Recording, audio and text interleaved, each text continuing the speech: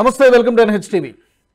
ఉత్తరప్రదేశ్ ముఖ్యమంత్రి యోగి ఆదిత్యనాథ్ మదర్సాలలో జరుగుతున్నటువంటి అన్యాయాలను, అక్రమాలను, దుశ్చర్యలను ఎప్పటి నుంచో ఎండగడుతున్నారు. వాటిని ప్రక్షాళన చేయాలనేటువంటి తపనతో ఎప్పటి నుంచో ప్రయత్నం జరుగుతోంది. ఇప్పుడు మరొకసారి ఆ దిశగా అడుగులు వేగంగా పడుతున్నాయి. గతంలో సుప్రీంకోర్టు ఒక ఆర్డర్ కూడా ఇచ్చింది. పూర్తిగా మదర్సాలను తీసివేయడం కుదరదు, ఎందుకంటే ఇవి యూపీ మదర్సా ఎడ్యుకేషన్ యాక్ట్కి పూర్తిగా వ్యతిరేకంగా ఏం లేవు. కాకపోతే కొన్ని పరిమితులను మాత్రం విధించింది. 12వ తరగతి వరకు విద్యను బోధించవచ్చు, కానీ డిగ్రీ, పీజీలు, ఈ పట్టాలు ఇవ్వడానికి మాత్రం మదర్సాలకి లేదు అని చెప్పి గతంలో సుప్రీంకోర్టు చెప్పడం జరిగింది. అయితే తాజాగా 2 విషయాలపైన యోగి ప్రభుత్వం దృష్టి సారించినట్టు తెలుస్తుంది. ఒకటి, వక్ఫ్ భూములు ఏదైతే ప్రభుత్వం నుంచో లేకపోతే ప్రైవేటు వ్యక్తుల నుంచో అన్యాయంగా ఆక్రమించిన వారటువంటి జాబితా సిద్ధం చేస్తున్నారు. దాన్ని మళ్ళీ స్ట్రీమ్లైన్ చేయడానికి ప్రయత్నం జరుగుతోంది.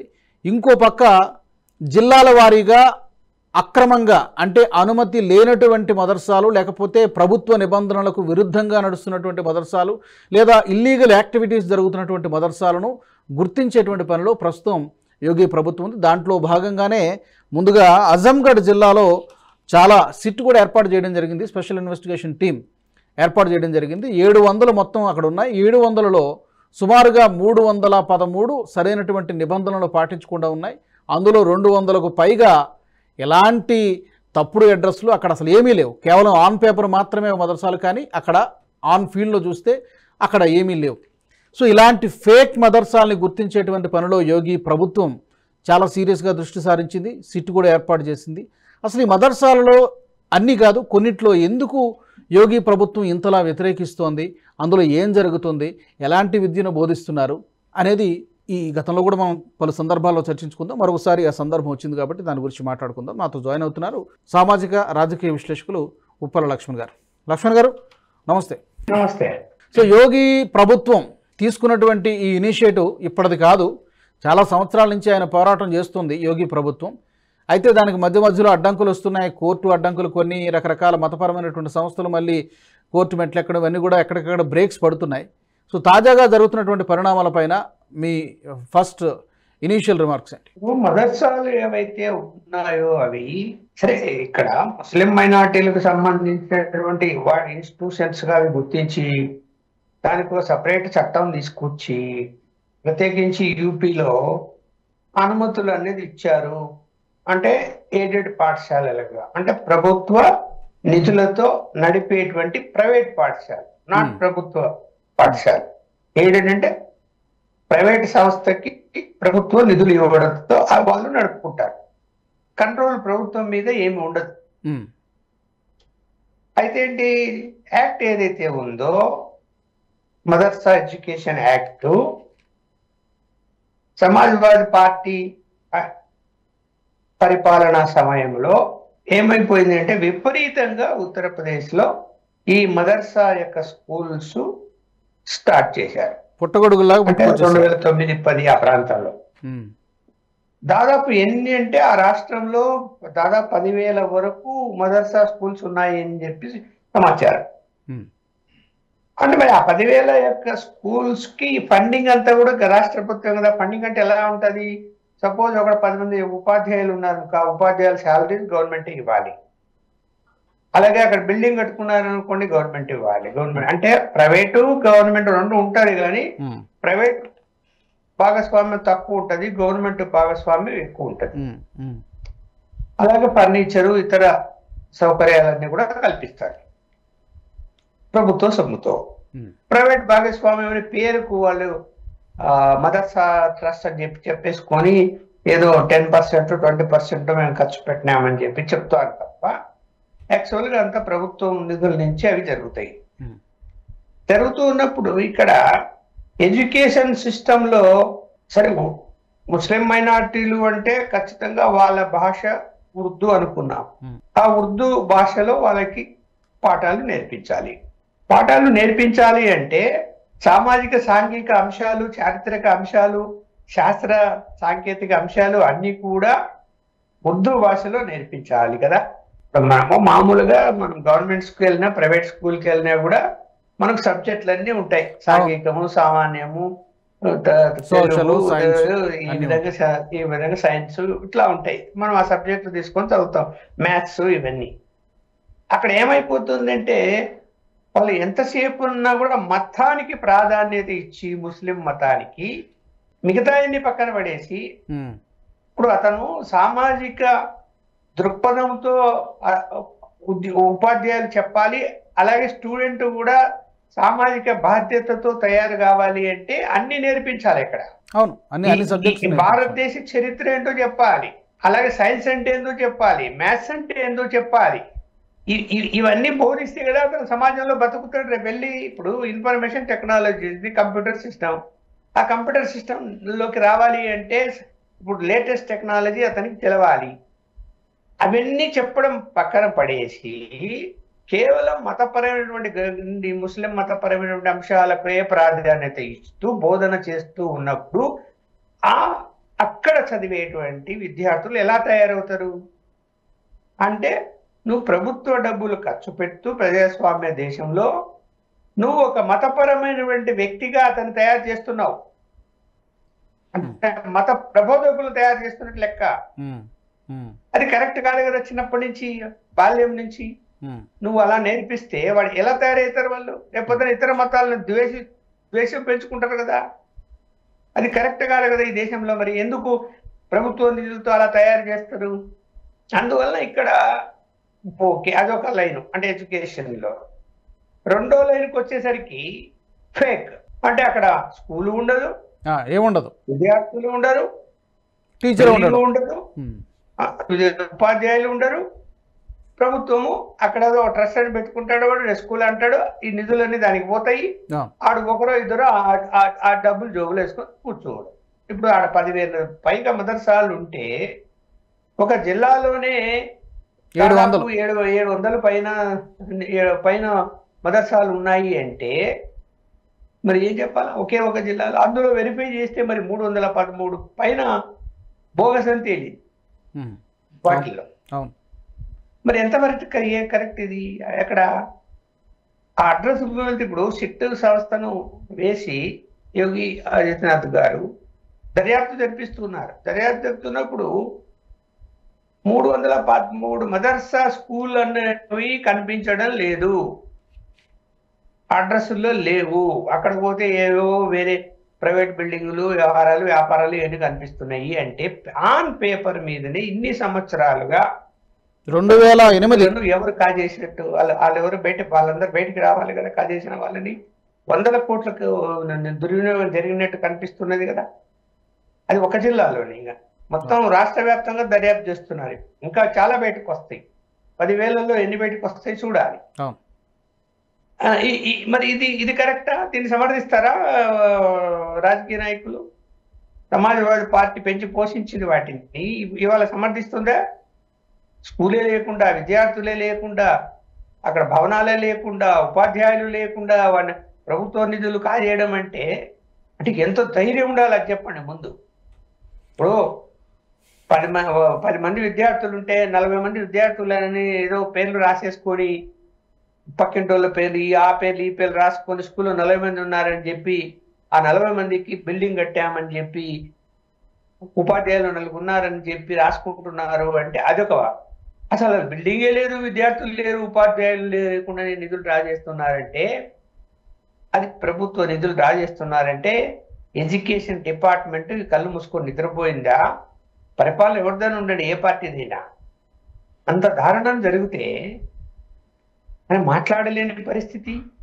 ఓటు బ్యాంక్ కనీసం వాటిని తనిఖీ చేయాలంటే కూడా ఎవరికి ధైర్యం లేని పరిస్థితి నాకైతే కనిపిస్తున్నది. ఎందుకు తనిఖీ చేయలేదు? మరి తనిఖీ కూడా చేయలేని పరిస్థితి. అంత భయమా? అంటే మేము ఒక మతానికి సంబంధించిన వాళ్ళం కాబట్టి మేము ఏం తప్పులు చేసినా కూడా మా జోలికి రాకూడదు అనేటువంటి పద్ధతిలో కొనసాగుతుంది. ఓటు బ్యాంకు కోసం రాజకీయ పార్టీలు వాళ్ళ జోలికి పోకుండా ప్రభుత్వ నిధులు తినేసి కూర్చోండి అని చెప్తారా? ఈ తతంగము సిస్టంలో కూడా అది కరెక్టా? ఈ వ్యవహారము ఇప్పుడు కొత్తగా కాదు. 2008, 2009 సంవత్సరం నుంచి, అంటే సమాజ్వాదీ పార్టీ రూలింగ్లో ఉన్నప్పటి నుంచి కూడా జరుగుతోంది. ఈ ఒకటి మీరు చెప్పినటువంటి పాయింట్, ఇంపార్టెంట్ పాయింట్, ప్రజాధనం, ప్రజల డబ్బు ఎవరెవరి చేతిలో నిధుల దుర్వినియోగం జరుగుతోంది, నెంబర్ 1. ఇంకొకటి పెద్ద ఆందోళన కలిగించేటువంటి విషయము, అక్కడ కొన్ని మదర్సాల్లో జరుగుతున్నటువంటి యాక్టివిటీస్ ఆందోళన కలిగిస్తున్నాయి. వాళ్ళు ఎలాంటి విద్యను బోధిస్తున్నారు అనేది ఒకటి. కొన్ని అయితే కొన్ని స్లీపర్ సెల్స్ లాంటి వాళ్ళకి, లేకపోతే శరణార్థులకి, లేకపోతే అక్రమ చొరబాటుదారులకి షెల్టర్లుగా మారిపోయి మరొక రకమైనటువంటి ఉగ్రవాద కార్యకలాపాలకు ప్రత్యక్షంగానో పరోక్షంగానో ఊతమిచ్చేలాగా వ్యవహరించడం అనేది అన్నిటికంటే పెద్ద థ్రెట్. అది ఒకటి, నిధుల దుర్వినియోగం అనేది ఒకటే ఫస్ట్ పాయింట్. ఎంతకంటే పెద్ద ప్రమాదం ఇంకా అక్కడ ఏమి యాక్టివిటీస్ జరుగుతున్నాయి అనేది దాని మీద చాలా స్ట్రిక్ట్గా విచారణ జరగాల్సిన అవసరం ఉంది. దేశ విద్రోహ చర్యలకు పాల్పడేటువంటి వ్యక్తులకు వాళ్ళు అక్కడ షెల్టర్ ఇస్తున్నారు అనే ఆరోపణలు కూడా వస్తున్నాయి. అంటే ఇతర దేశాల నుంచి వచ్చేటువంటి తీవ్రవాదులకు కూడా వాళ్ళు షెల్టర్ ఇస్తున్నారు అక్కడ అనేటువంటి ఆరోపణలు వస్తున్నప్పుడు ఇది చాలా సీరియస్ మ్యాటర్. దేశ భద్రత కదా, పక్కన పెట్టాలి. అసలు అది కాదండి, దేశ యొక్క అంతర్గతము భద్రత. మరి ఏంటి, ఏం రాజకీయ పార్టీలు ఏం ఆలోచిస్తున్నాయి ఇవాళ నాకు అర్థం కాలేదు. ఒక మతపరమైనటువంటి బోర్డులు పెట్టేసుకొని అందులో తీవ్రవాదులకు కూడా మీరు షెల్టర్ ఇస్తూ మీరు ఈ దేశానికి వ్యతిరేకంగా మళ్ళా ఈ దేశ ప్రజల డబ్బు తీసుకొని ఈ దేశానికి వ్యతిరేకంగా పనిచేస్తారా? ఎంత అన్యాయం ఇది. సో దీని మీద సమగ్ర దర్యాప్తు జరగాల్సిన అవసరం ఉంది. అలాగే నేనైతే ఒక వార్త విన్నాను, యోగి ఆదిత్యనాథ్ గారు ఆలోచిస్తున్నారు మదర్సా పాఠశాలల్లో కూడా ఇతర మతస్థులు కూడా చేరి ఏదైతే ప్రభుత్వ పరంగా ఎడ్యుకేషన్ సిస్టమ్ ఉందో ఆ సిస్టమ్ను అక్కడ కూడా తీసుకురావాలి. అంటే అదే ఎడ్యుకేషన్ అక్కడ కూడా బోధించాలి, కరికులం అని చెప్పి ఆదేశాలు ఇవ్వబోతున్నారని కూడా వార్తలు వచ్చాయి. అది జరిగింది, అప్పుడు ఆ షెల్టర్ ఇవ్వలేరు. నియంత్రణ ఉండాలి, ఫస్ట్ నియంత్రణ ఉండాలి.